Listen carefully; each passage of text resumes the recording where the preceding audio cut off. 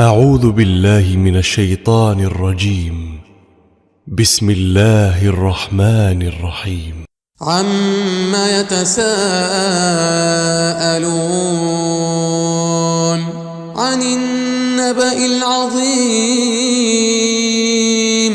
الذي هم فيه مختلفون كلا سيعلمون ثم كلا سيعلمون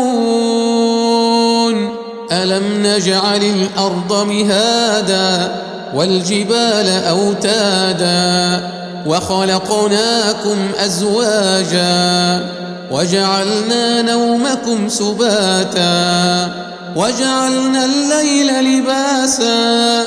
وجعلنا النهار معاشا وبنينا فوقكم سبعا شدادا وجعلنا سراجا وهاجا وأنزلنا من المعصرات ماء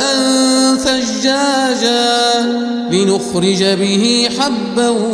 ونباتا وجنات ألفافا إن يوم الفصل كان ميقاتا يوم ينفخ في الصور فتأتون أفواجا وفتحت السماء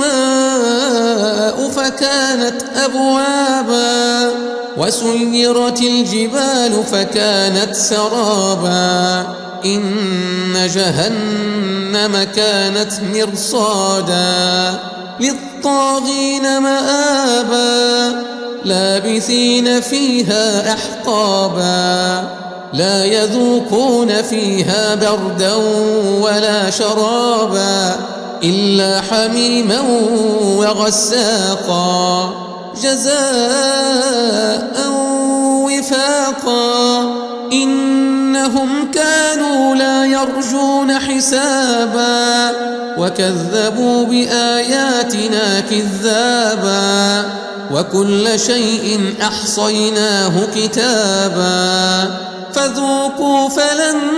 نزيدكم إلا عذابا إن للمتقين مفازا حدائق وأعنابا وكواعب أترابا وكأسا دهاقا لا يسمعون فيها لغوا ولا كذابا جزاء من ربك عطاء حسابا رب السماوات والأرض وما بينهما الرحمن لا يملكون منه خطابا يوم يقوم الروح والملائكة صفا لا يتكلمون إلا من أذن له الرحمن وقال صوابا ذلك اليوم الحق فمن شاء اتخذ إلى ربه مآبا إنا أنذرناكم عذابا قريبا يوم ينظر المرء